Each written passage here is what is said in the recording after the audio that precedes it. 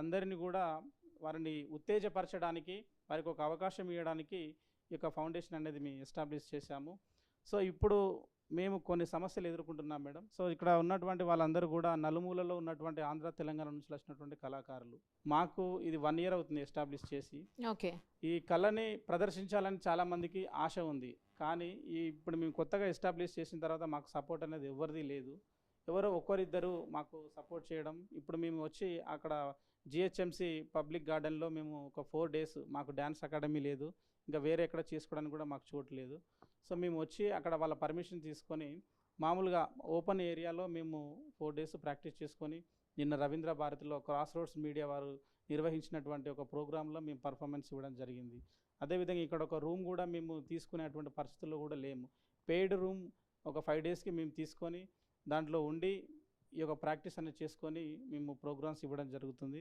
So మాకు కొంచెం ప్రోత్సాహం ఇచ్చి ప్రభుత్వం కానివ్వండి, దాతలు కానివ్వండి, ఎవరైనా కూడా మాకు కొంచెం సహాయం చేస్తే మేము 100% కష్టపడి దీన్ని ఇంకా అద్భుతంగా మేము మౌల్డ్ చేసుకొని మేము ప్రపంచానికి ఒక కొత్త రూపంలో ఈ యొక్క కళని చేయాలనేది మా యొక్క గొప్ప ఆలోచన.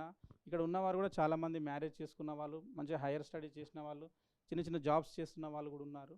కానీ కళని నమ్ముకొని బతికే వాళ్ళు కూడా ఉన్నారు. కళనే జీవంగా ఆరాధించి దాని మీదనే వాళ్ళ జీవనోపాధి కూడా చూసుకున్నటువంటి వాళ్ళు కూడా ఉన్నారు.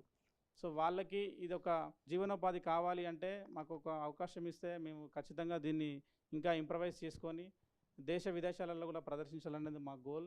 సో దాతలందరూ కూడా మాకు సహాయం చేయాలి. ఇంకొక విషయం ఏంటంటే ప్రతిసారి మాకు సుమన్ టీవీ వారు మాకున్నారు, మమ్మల్ని ప్రపంచానికి తెలియపరుస్తారని ఒక గట్టి నమ్మకంతో మేము వచ్చాము. So we're very very lucky madam. మాకు ఈ తొందరలోనే ఈ అవకాశం దొరికినందుకు చాలా హ్యాపీగా ఫీల్ అవుతున్నాం. థ్యాంక్ యూ సో మచ్ అండి. నేను నల్గొండ నుంచి వచ్చాను మ్యామ్. నా పేరు స్వప్న. నేను ఒక చిన్న ప్రైవేట్ జాబ్ చేస్తున్నాను.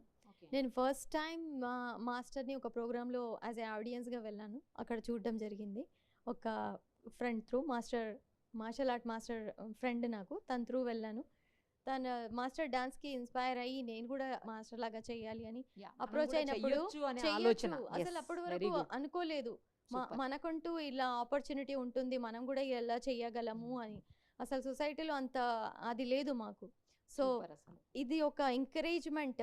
తను ఒక్కడే స్టార్ట్ చేసి తన వెనకాల ఇప్పుడు ఇంతమంది ఉన్నాం. అవును కదా, ఎంత కష్టపడితే ఇక్కడ వరకు.